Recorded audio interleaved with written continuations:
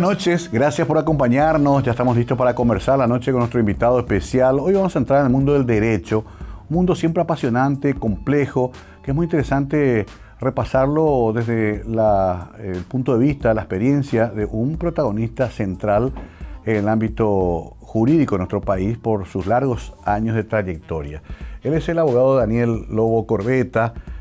Vamos a recorrer un poco su historia y también cosas bien actuales que él viene atravesando y que pueden servirnos para interpretar cómo está la justicia en el Paraguay, cómo funciona nuestro sistema de justicia. Pero primero, como siempre, hacemos una breve semblanza de nuestro invitado de hoy y luego conversamos la noche con el doctor Lobo Corbeta.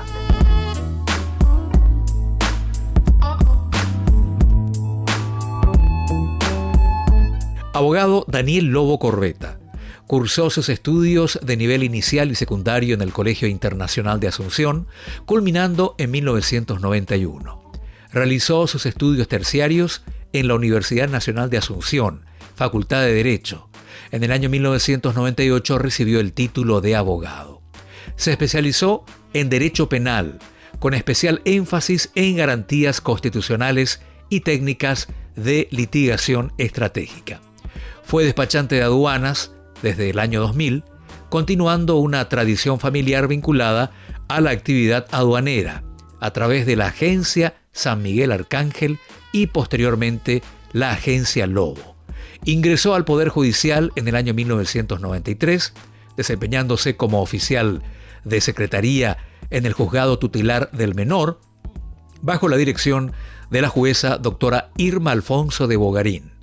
En 1994 continuó su labor en el Juzgado Correccional del Menor, esta vez con la jueza doctora Patricia Blasco, cargo que ocupó hasta el año 2000. Durante este periodo adquirió una sólida experiencia en derecho procesal, protección de menores y gestión judicial.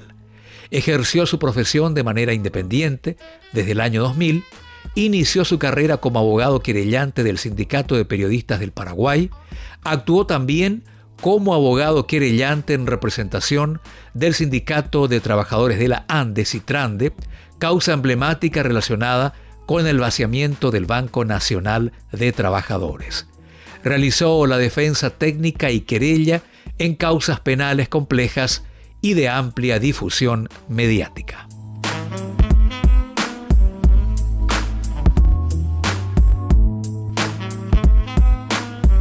Bueno, estimado doctor, gracias por venir acá a Mega TV, un gusto, un placer. De entrar más hablamos de que tenemos gustos musicales parecidos, parece, la historia de las épocas del rock y otras travesuras juveniles. Pero bueno, sos un conocido abogado del foro, ¿cómo estás? Buenas noches, Mario, un placer estar acá contigo, en esta casa que nos trae tantos recuerdos desde el Caracol Club hasta ahora, ¿verdad? Totalmente. Estamos por cumplir 50 años, doctor, acá, como Mega Cadena. Y me trajo gratos recuerdos del amigo Norberto Fabiani, que gran era amigo de la casa. ¿Tú lo conocías a Norberto con el Inter también, que estuviste toda tu vida en el Inter? Exactamente, del Deportivo Internacional, era presidente del Deportivo Internacional, fue miembro de la comisión directiva del Colegio Internacional. Ajá. Y nos mimó a todos en su momento. Nos cumplía, pero los caprichos de todos los que estábamos allegados al básquetbol, que era su pasión, ¿verdad? Totalmente, sí. Norberto Fabiani formó parte de esta historia que está a punto de cumplir 50 años. Pero bueno, después vi tu trayectoria, te tiraste al mundo del derecho, a pesar de que tu familia viene más del ámbito del despacho aduanero tradicionalmente. Y después te metes mucho en defensa de causas muy complejas, muchas veces sectores muy vulnerables, sindicato de periodistas, caso BNT. Muy joven ya te metiste en ese tipo de casos, ¿no? Asimismo, tuve la suerte de que un primo mío me haya convocado apenas me recibí a formar parte de un equipo que trabajaba con el Sindicato de Periodistas del Paraguay, con Citrande y otros sindicatos más en la querella del vaciamiento del BNT. Y gracias a eso conocí a mi esposa. Ah, sí. Y eso tengo que agradecerle siempre. ¿Qué se llama? Es Rocío Fernández Scholl. Muy bien. Hay que mencionar con nombre y apellido por las dudas. Usted sabe, abogado, sí. Hay que poner la afiliación completa. Pero sí, Rocío, una gran compañera, obviamente, y también colega tuya. Sí, colega mía. Trabajamos juntos creo que somos uno de los pocos matrimonios que se ven día a día en tribunales porque somos pasilleros, como También. se dice hasta hoy en día. Ajá. Más allá del sistema informático que se aplica en el tribunal, somos de ir casi todos los días al tribunal. Sí. Nos gusta ir a batallar personalmente por nuestros clientes. Pues sé que conocí ese mundo porque fui imputado y procesado y fui hasta juicio oral. Y valoré mucho ese tema del abogado pasillero, que a veces se dice despectivamente. En realidad son los que batallan todo el día, porque nuestro sistema de justicia sigue demandando esa presencia del abogado, si no las cosas ocurren de una manera misteriosa, me parece, doctor. Asimismo, lastimosamente, dentro de la administración de justicia hay cuestiones que hasta hoy día no se pueden transparentar, como es de público conocimiento. La seguridad jurídica lastimosamente está lejos en este país de ser una realidad. Hay mucha intromisión política, intromisión del señor dinero. Sí. Se ven causas que hasta uno dice, pero esto es ridículo, pero pasa. Lastimosamente no se cumple con lo que dice la ley. Los magistrados mismos llevan al costado izquierdo del derecho y penosamente esa es la realidad, y muchas veces la gente de escasos recursos se ve mal en esta situación, como esto que está hoy latente, la mafia de los pagarés. Se le jugó a tanta gente pobre, quiero llegar enseguida, de escasos recursos. Quiero llegar enseguida a todos esos casos actuales y también lo que pasó contigo y la famosa suspensión y amonestación, apercibimiento, todo lo que te persiguieron también. Pero antes, para redondear ese inicio tuyo, convengamos que esos casos que mencionaste todavía eran época de dictadura, ¿verdad? No, ya en democracia. Ya había pasado el 89. Sí, okay. sí. Ya era la transición del código viejo al código nuevo. Eso te iba a preguntar. Es lo que a mí me ayudó mucho a meterme a este mundo jurídico, porque en mis orígenes yo iba a ser despachante de aduana como el resto de mi familia. Ajá, ok. Y para eso estudié Derecho, porque en aquel entonces, con el título de abogado, uno accedía a la matrícula de despachante. Cierto. Y también ocurría eso con economía y otras carreras. Primero, al recibirme en el año 91, intenté probar economía en la Universidad Católica. Ajá. Estuve todo un año ahí, no me gustó. Y mis amigos con los que habitualmente compartía, viajaba, íbamos a conciertos, estaban estudiando el cursillo de Derecho. Y yo iba con mi cerveza mientras ellos estudiaban y escuchaba lo que ellos estaban estudiando y decía, pero yo di todo eso en la facultad de este año. Claro. Voy a probar con ustedes, le dije. Y me inscribí, ingresé, pero muy bien ingresé. Derecho con Nacional. Facilidad en la Nacional. Ajá. Y bueno, ahí empezó toda una historia. Claro. Me recibí, obtuve mi matrícula de despachante y en la primera oportunidad que me tocó acompañar un despacho de la agencia de mi familia, le hice una apuesta a varias personas de la oficina y de otras de que iba a terminar un despacho aduanero sin pagar un guaraní de coima, que era el día a día de la aduana en aquel entonces. Sí. Hoy realmente no sé cómo. Y culminé el despacho en el día sin pagar un guaraní de coima. En ese tren tuve que amenazar varios funcionarios y Claro.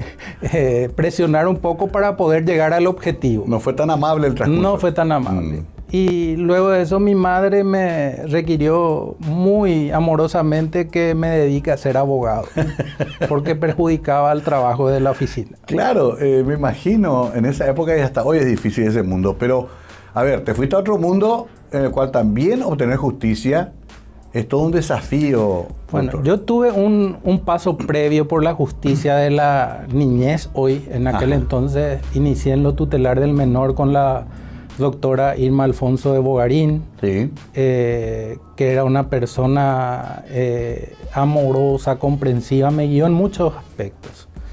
Y después tuve una transición a lo que en aquel entonces era el correccional de menor con Patricia Blasco. Y eso me apasionó. Era una época en la que literalmente se vendían los bebés acá en Paraguay a los norteamericanos en su mayoría para adopción.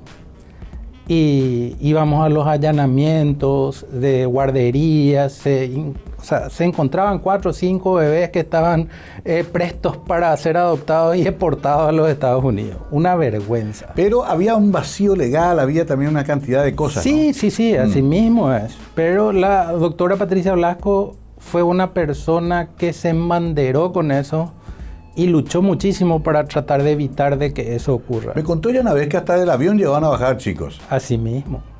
Qué bárbaro. A ver, ¿tuviste cuánto tiempo ahí, en ese ámbito? Y estuve desde el año 93 al año 2000. Ok. Renuncié y ahí ya rápidamente pasé hice un despacho y después ya pasé a trabajar con mi primo. Ajá. Y mi actual esposa, la doctora Rocío Fernández Scholl. Sí. Que hasta hoy día le agradezco a mi primo esa posibilidad porque tenemos ya 24 años juntos y tenemos 2 hijas, un nieto, una nieta en camino. Qué bárbaro, la profesión y al mismo tiempo la familia, todo junto. Sí. Me contaste también brevemente, por lo menos, que el querido y ya desaparecido Luis Arévalo trabajó con ustedes. Trabajó con nosotros y yo lo quería a él como un hermano. Nos tratábamos de hermanos. Y era una persona fantástica. Los que le conocían saben cómo era. Sí. Lupín. Lupín. Muy inteligente también. Muy inteligente, brillante. Brillante. A ver, eran todos medio soñadores también, doctor, en esa época ustedes. Porque Sí. después van entrando al mundo real y se encuentran con lo que algunos dicen la mafia, otros dicen la estructura. Hay una cantidad de condimentos. ¿Eso no cambió, mejoró, empeoró? ¿Seguimos igual? Yo creo que la justicia nos decepcionó. Todos estos ministros nuevos que entraron con una perspectiva de que iba a mejorar todo, yo hoy veo la justicia que dio pasos hacia atrás y no hacia adelante. Ahí hago un punto, tengo que hacer la pausa y quiero entrar a analizar mucho más profundamente este aspecto, porque es la gran deuda de la democracia. La gente no siente el cambio verdadero en un aspecto tan fundamental como es la administración de la justicia.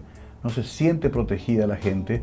El pobre que pierde su terrenito porque vino un político y le sacó, aquel que firmó 5 pagarés sin saber que le iban a endeudar de por vida. Bueno, vamos a hablar un poquito de eso con el doctor Lobo, que tiene una gran experiencia en la materia. Enseguida continuamos conversando la noche con nuestro invitado.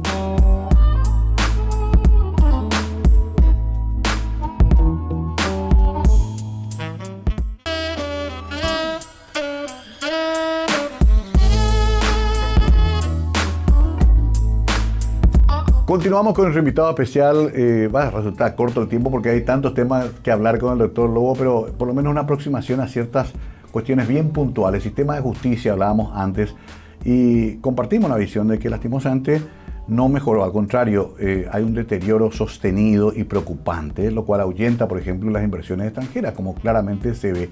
Hay inseguridad jurídica. ¿Y de qué se habla, doctor Lobo, cuando se dice no hay seguridad jurídica en Paraguay?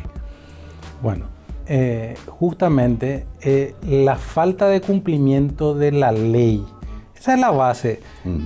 No puede un magistrado estar fallando en contra de lo que dice la ley. Y sin embargo tenemos tantos casos que han tomado público conocimiento donde le dan una interpretación totalmente torcida a lo que dice la ley. Y es ese, yo creo que el problema más grande de la administración de justicia hoy. Y que conlleva la inseguridad jurídica y que los inversores no vengan. Es más, se fueron un montón según el último informe que se tuvo conocimiento. Y lo peor de todo es la interpretación que le da hasta la Corte a la ley. Recientemente quitaron una acordada para sancionar a los abogados o para, según la Corte, darle pautas a los magistrados de cómo aplicar la ley. Pero sin embargo, en esa acordada la Corte hizo de legislador, cambia el sentido de la ley y dice cosas que no dice la ley. Entonces, consecuentemente, están obrando al margen de la ley, violando la Constitución Nacional. Y es la Corte la máxima instancia judicial, o sea, claro, en quien uno debería confiar de que ahí lo que hace el juez torcidamente se va a encarrilar, pero sin embargo ellos mismos están dando el ejemplo de pisotear la Constitución Nacional. O sea, claro, a partir de ahí no hay más otro recurso más que los internacionales o un juicio político. Asimismo, yo fui en una reunión que hubo el año pasado, a fin de año, en el Colegio de Abogados del Paraguay, donde fueron invitados los abogados sancionados, que hubo varios, y se planteó el estudio de analizar la posibilidad de plantear acciones de inconstitucionalidad contra la acordada de la Corte. Pero la Corte misma es la que va a resolver. O sea, ¿cómo vos vas a decirle a la Corte que su acordada es inconstitucional? Algo utópico sería. Claro. Y yo fui, creo que el único que dije que los ministros de la Corte meritaban un juicio político. Esto, doctor, me hace acordar mucho de los intentos de reforma, de la famosa pulverización de la Corte, ¿te acordarás? Nicanor. Pero lo que vemos es que sostenidamente hasta la representación de la Corte ha decaído en cuanto a su calidad. Y yo te diría que esa Corte que pulverizó Nicanor era mucho mejor que la actual, y más ética que esta Corte. Qué fuerte, doctor, te van a suspender de vuelta. Y está dentro de las posibilidades, Mario, claro. Pero ya me han acallado, me han perseguido, fui hostigado por el brazo ejecutor de la justicia, que era el CIU, en el caso específico el CIU de la policía. Sí. Se metieron en mi vida privada, violaron mi intimidad. ¿Se controlaban tus conversaciones, doctor? Se grababan todas mis conversaciones, me filmaban, me fotografiaban, todo eso está en los informes. Todo ello autorizado por la jueza del caso donde yo era el abogado defensor de uno de los imputados. Ahí cuando vos reclamas esto, ya tenés tu primera sanción. Y no le gustó a la justicia del crimen organizado de que yo levante mi voz, y por eso recurrí primero a una miembro de la Corte. Traté de llegar a la única ministra para levantar mi voz de queja. Como no tuve retorno ni posibilidad de hablar con ella, recurrí al Colegio de Abogados. Hice mi denuncia, les demostré lo que estaba ocurriendo, y ahí fue una llamada de alerta, porque no se trataba solamente de mi persona, de Daniel Lobo Corbetta. Claro, eso estaba pensando. No solamente del abogado, sino de cualquier persona, cualquier periodista, cualquier político. Todos pueden ser escuchados con una orden judicial, pero de todas luces ilegal. Espera un ratito, doctor, porque la gente dice, no, pero yo no tengo ningún problema, estoy metido. En realidad, uno ni se entera cuando hubo esa orden. Ni se entera. Lo que me ocurrió a mí fue algo accidental. ¿Ah, sí? Es más, yo recurro a la fiscalía para revisar el expediente y me encuentro con una nota que decía no agregar a la carpeta fiscal que remitió el CIO de la policía, donde veo mi número de teléfono. Así me enteré que me estaban grabando. O sea, fue un accidente. Claro, a ver, mucha gente va a decir también, bueno, porque defendía a un tipo complicado. Parece que era un hombre acusado de narcotráfico. Efectivamente, bueno, era una causa de narcotráfico. La justificación social va a ser, bueno, al ser abogado narcotraficante, posible, supuesto, hay que investigarlo. Pero legalmente es inválido eso. Anula todo hasta el procedimiento. Está mundialmente perseguido la intervención de llamadas de cualquier tipo de comunicación entre abogado y cliente. El Paraguay firmó convenios internacionales de la ONU en la cual se establece claramente eso. Pero sin embargo, quien se encarga de administrar la justicia acá hace lo que quiere. El fiscal pide mal, ya violando la ley. Pero el fiscal es una parte del problema. El juez de garantía, que debería velar por la Constitución Nacional y de que no sea violada ella, se encarga de violar la Constitución Nacional. Y esa queja que yo di, que justamente dentro de un incidente de nulidad ya, refiero de que si le tomaban examen de garantía procesal a la magistrada, se iba a aplazar, me valió la suspensión. Por supuestamente haber faltado al respeto al decoro de la magistrada y una serie de hechos que son absurdos, siendo que ella debería haber perdido el cargo por eso. Claro, ella era, la señora Montaña era jueza de garantía en ese caso. Así es, jueza de garantía. Ya, sí, leí el escrito donde vos decís, se aplazaría si es que Y eso se considera una ofensa. Entre comillas, ocurrió porque después rindió en el Consejo de la Magistratura y se aplazó. Fue premonitorio. Ahora, Sí. A mí lo que me asusta, doctor Lobo, es que se está usando este instrumento del apercibimiento y después de la suspensión como una especie de arma también política y jurídica. Asimismo, acá buscan acallarnos a los abogados que litigamos, que alzamos la voz, que exigimos que se cumpla la ley. Y es tan fácil para el magistrado decir, estás obrando de mala fe, porque después los tribunales de apelaciones lo confirman y la Corte también apaña eso. O sea, ¿cómo vos vas a luchar contra ese monstruo que está diciendo está mal lo que vos haces? Pero sin embargo son ellos los que violan la ley. Claro. Ahora, ¿y cuál es el castigo peor? A mí, abogados amigos me dicen, el gran temor de ellos son gente muy es el retiro de la matrícula. La casación de la matrícula, que es la sanción más elevada dentro de... Ahí le dejan sin trabajo Así a la mismo. persona. Y eso es inconstitucional también. También, ¿verdad? Y la aplicación de las acordadas por la Corte, estas acordadas que establecen las sanciones, violan abiertamente la Constitución Nacional, violan los códigos procesal penal, el Código Procesal Civil. Ellos interpretan y modifican la ley a través de esas acordadas. Lo que yo refería al Colegio de Abogados, esto amerita un juicio político a los ministros que intervinieron en esto.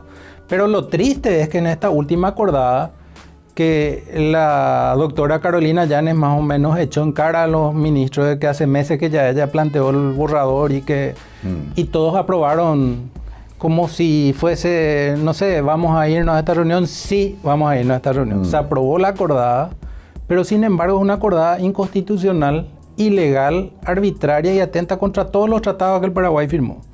O sea, tarde o temprano los colegas sancionados van a ganarle al Estado paraguayo en instancias internacionales. Cosa que ya anda ocurriendo con varios otros casos y finalmente la gente dice, bueno, eso pagamos todo finalmente. Cuando llega un resarcimiento económico, no termina pagando el miembro de la Corte o el sistema de justicia, terminamos pagando todo. Pagamos todos, todo lo que pagamos impuestos en este país, estamos pagando los errores judiciales que cometen los administradores de justicia. ¿Cómo se modifica esto? A ver, tu lucha es conocida, ya recurriste a los estrados internacionales, eso lleva tiempo, lleva esfuerzo, trabajo, pero si uno tuviera que imaginar por lo menos cómo cambiamos esta realidad en el Paraguay. Y bueno, hay mucha esperanza en que los ministros, especialmente los más jóvenes, los más nuevos, traten de reencauzar esto que está torcido. Lastimosamente hasta hoy día no nos dan señales. Se habla mucho, pero yo creo que todos los abogados deberíamos levantarnos y exigir esto. Y si no lo logramos, todos los abogados deberíamos ir a exigirle al Congreso que se le enjuicie a los ministros y que se los cambie. A la vuelta de la pausa voy a profundizar eso y quiero que me expliques con términos accesibles para la gente por qué es tan grave esto de la mafia de los pagarés. ¿Qué se hizo ahí? ¿Cómo se le engañó de esta manera a la gente? ¿Y cómo también vamos a resolver esto? Porque se siguen descontando convulsivamente ingresos, se siguen cobrando pagarés que ya se pagaron varias veces, se sigue vendiendo documentos, doctor. A la vuelta quiero que me aclare eso. Voy a hacer consulta jurídica ya de paso acá, gratuita para todos, aprovechando la experiencia del doctor Lobo. Enseguida continuamos conversando la noche con el doctor Daniel Lobo Corbeta.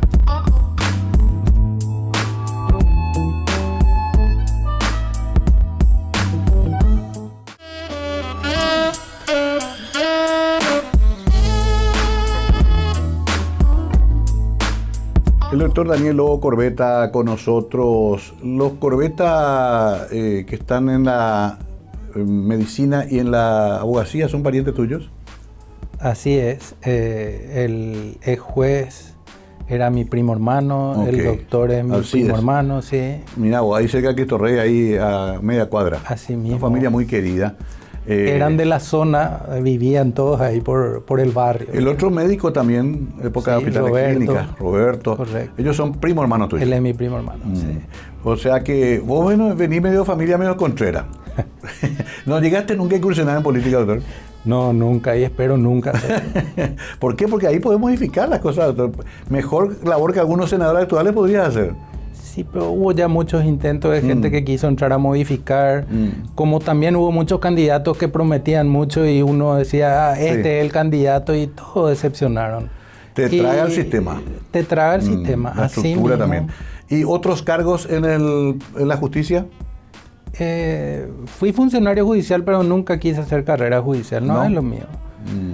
Yo estoy más para ayudarle a la gente que para perjudicarle a la gente. Y honestamente, ni siendo político, ni siendo magistrado, creo que se le da mucha ayuda a la gente. O sea, el trabajo está en defender a la gente. Así mismo. Y hay gente muy angustiada y explotó esto por los aires de la mafia de los pagarés. ¿Qué, según tu concepto hasta jurídico más elemental, qué ocurrió ahí, doctor? Bueno, para mí la mafia de los pagarés no existe como mafia. O sea, es una estructura judicial que viene de antaño.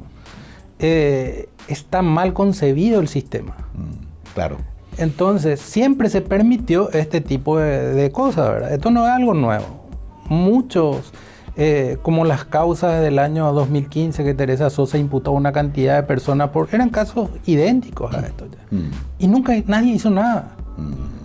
Y yo creo que estas mega causas de lo que se llama la mafia de los pagarés son un sinsentido, porque cada caso debería ser un caso penal. Claro. ¿Por qué si en este juicio se está falsificando un mandamiento o una notificación y meten en una bolsa 1000 casos o 2500 casos y lo imputan por un hecho o dos hechos?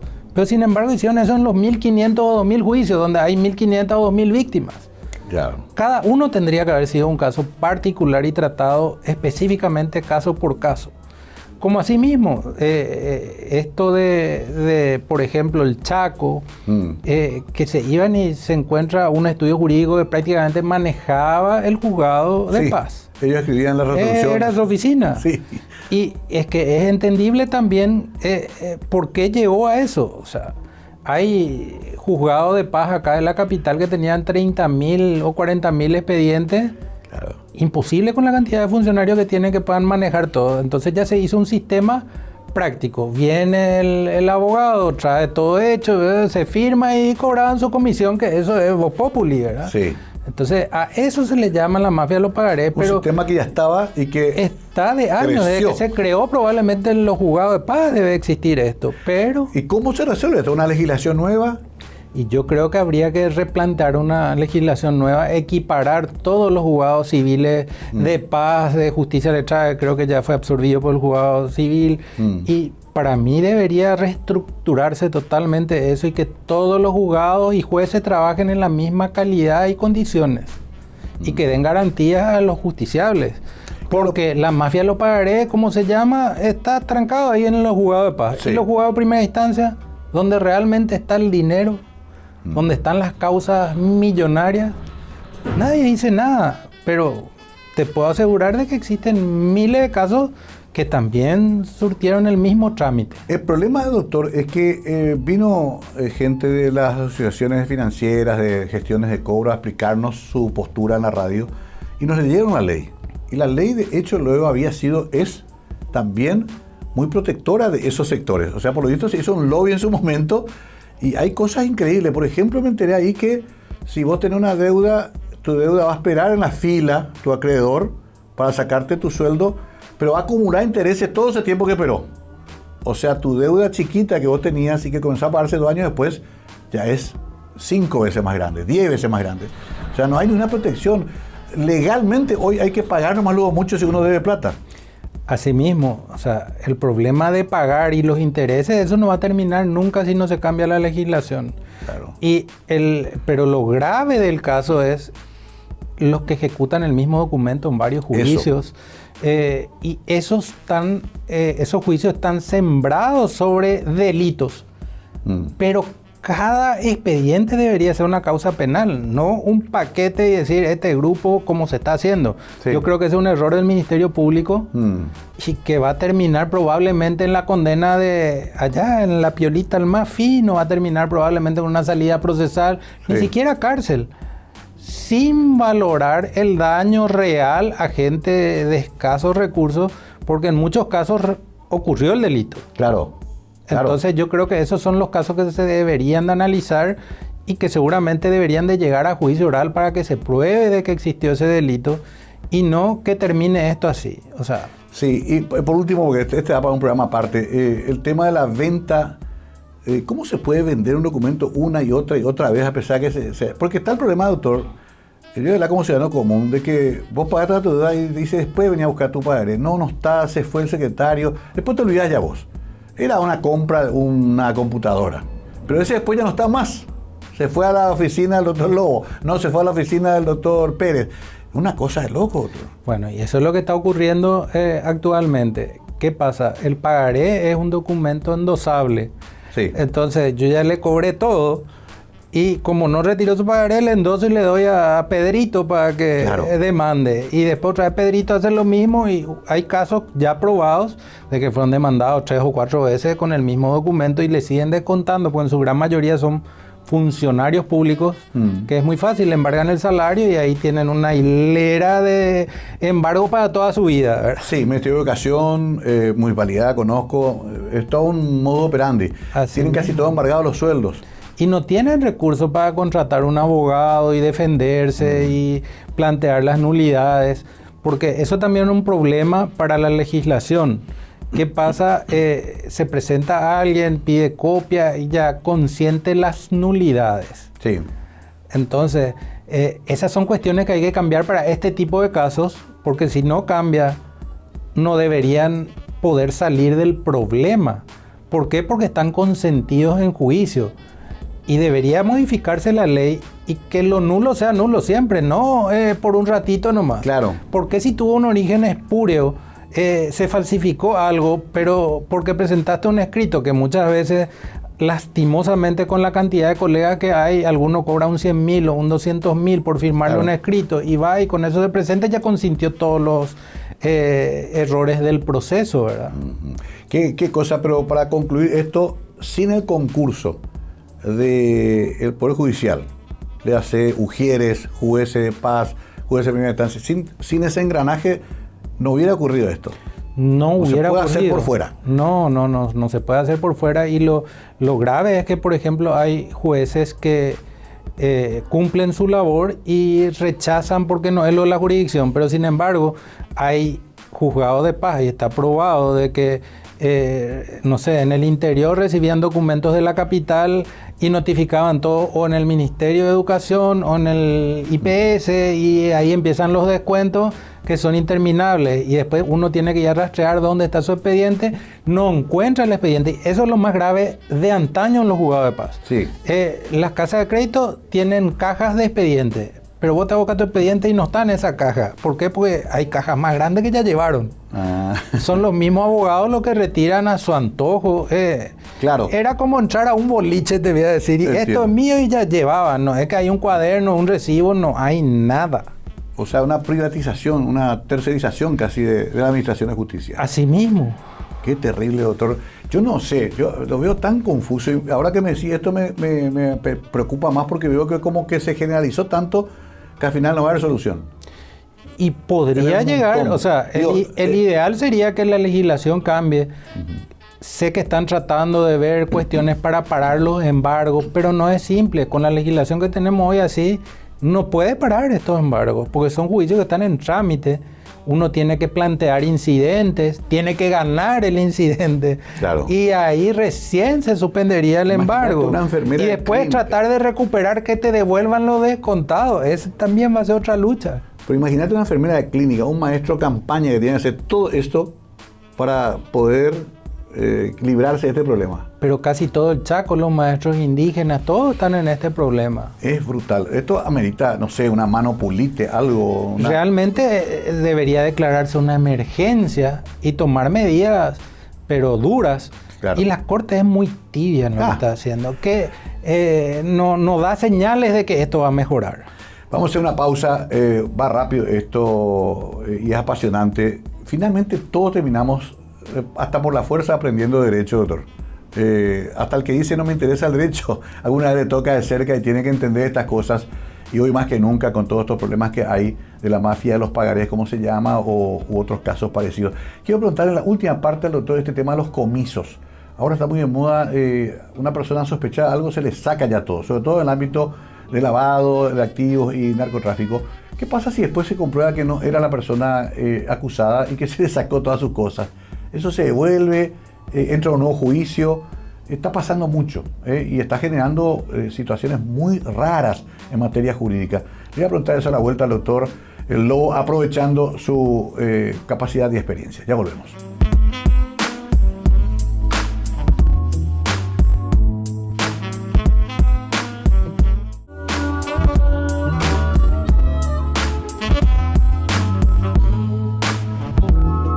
El doctor Daniel Lobo Corbeta con nosotros, última parte del programa, y bueno, vamos a tener que traer otro día para hacer más consultas. Y me queda flotando aquello que dejé al terminar la serie anterior, que se refiere a los famosos comisos, sobre todo en casos de lavado de activos o el presunto narcotráfico. Está ocurriendo mucho. Primero, ¿es legal esa figura? ¿Se puede disponer ya de los bienes de alguien antes de que esta persona sea condenada? Y es una pregunta difícil de responder, Mario, porque es legal conforme a la ley. Se estableció una ley especial para determinar el comiso. Sí. Ahora, yo creo que se contrapone un poco a la Constitución, porque no te pueden despojar de un bien gozando del principio de inocencia. O sea, que primero te condenen eventualmente y que después te lo quiten. Claro. Para eso hay medidas cautelares civiles que se aplican en el proceso penal, como prohibición de innovar, prohibición de contratar, que garantizan de que ese inmueble no sea transferido. Sí. Pero ¿por qué te lo despojan y supuestamente se administra? Pero solamente se aplica para los casos que dije, lavado, narcotráfico. Así mismo, en los casos penales, ¿verdad? Porque en los casos de políticos, bueno, nunca vi que le saquen la casa ya antes. Sí, hay. Ocurrió como en el caso de la Municipalidad de Asunción, por ejemplo, que era el secretario de Nenecho, que también lo... Cierto, su casa... O sea, todos los casos de delitos económicos y de crimen organizado, básicamente, se aplica a todo, ¿verdad? Ok. Pero sí, roza lo legal, diría yo. Para mí es viable la inconstitucionalidad incluso en esto, porque no te pueden despojar de lo tuyo sin que seas condenado. O sea, claro, que te apliquen medidas cautelares, que te prohíban vender, que te prohíban disponer del inmueble, pero no arbitrariamente quitarte tu casa, quitarte tu vehículo, ya vender sobre la excusa de que se va a deteriorar y que no va a valer. O que se dé alegremente a los senadores, diputados, jueces.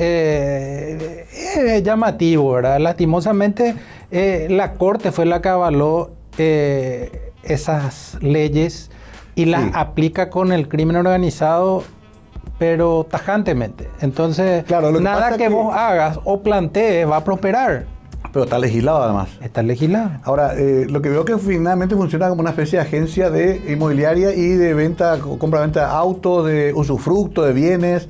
Se está relajando mucho el tema también. Se está relajando mucho y eso le permite la ley a la Cenavico, pero es llamativo, o sea, como casas tan, vamos a decir, lujosas y grandes son alquiladas a un valor bajo. Claro. O sea, es muy llamativo y debería haber algún tipo de control más ahí para ver si efectivamente se aplica, porque Vox Populi uno dice, bueno, parece que obtuvieron por algún favor y consiguen, y eso está mal, porque el día de mañana la persona procesada puede ser inocente y le tienen que devolver sus bienes y el producto de lo que se alquiló en esos años de proceso y todo eso. Y lastimosamente acá los procesos son largos. Claro, son bien largos. Entonces puede pasar de todo. Yo creo que absolutamente amerita también un cambio de legislación ahí y que se apliquen medidas cautelares, pero que no se le despoje al que goza de la presunción de inocencia. Quiero pasar a un último tema, pero ¿qué pasa si al final del proceso dice no, había sido, nos equivocamos, no era narcotraficante el señor, o no cometió? Ese es el problema, porque le tienen que devolver. Le tienen que devolver su casa, el producto de su ganado, el producto del vehículo que vendieron. Pero imagínate vos que te quitan un vehículo lujoso, le dan a un diputado, a un senador o a un magistrado que usa o mal usa el vehículo y después se termina rematando en algún momento por chauchas y palitos. O sea, te quitaron un auto de $100,000 y te van a devolver $10,000. Es curioso y me sigue haciendo ruido y algún día puede generar un problema también grande de reclamos. Ahora, lo tuyo finalmente no puedo dejar tocar, lo defendés a Duvini, ¿verdad?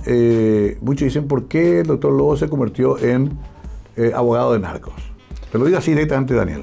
¿Qué vos respondés a una cosa así? Bueno, gracias por la pregunta, Mario.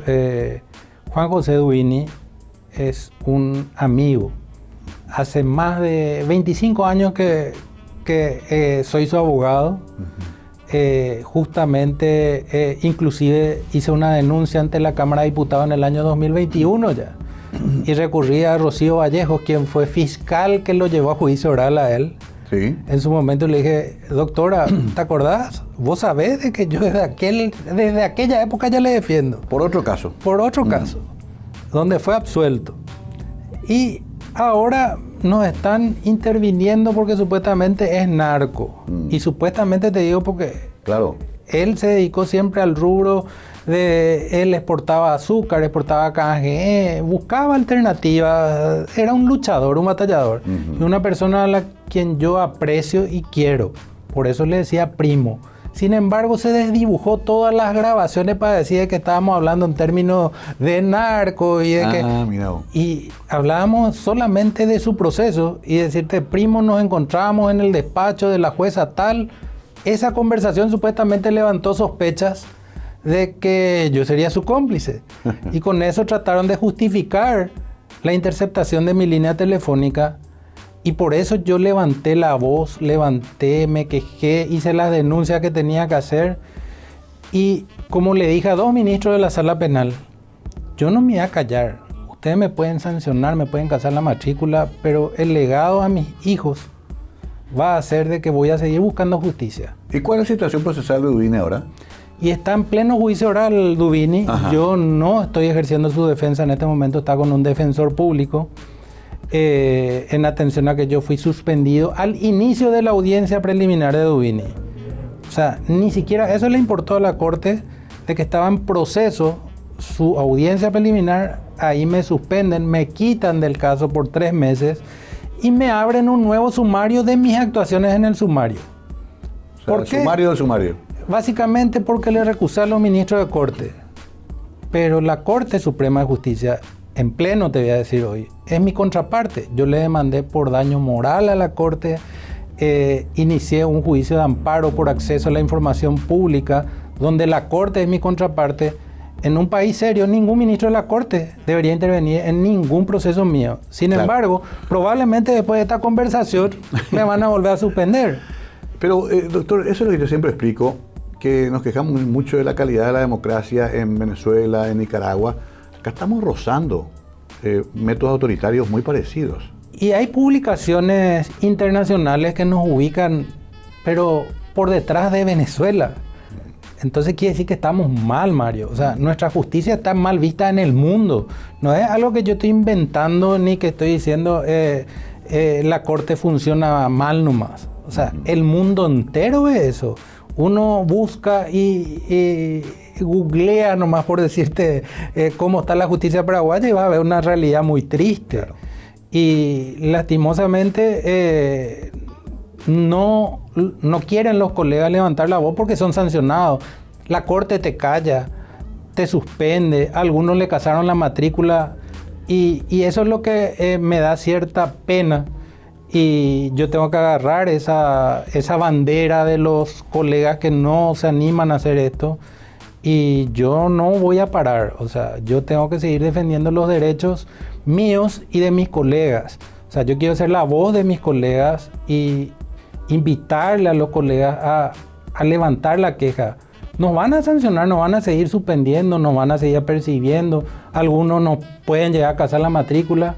Pero tenemos que llegar a exigir el juicio político de los ministros en su momento, porque esto es inevitable, esto no tiene una vía de mejora, empeoró desde la era Nicanor, como te digo, se fue degradando la Corte Suprema de Justicia, no tienen valores morales, y uno le dice eso al ministro y ya te apercibe porque le faltas el respeto a su investidura, pero es una persona humana que el día de mañana va a estar afuera.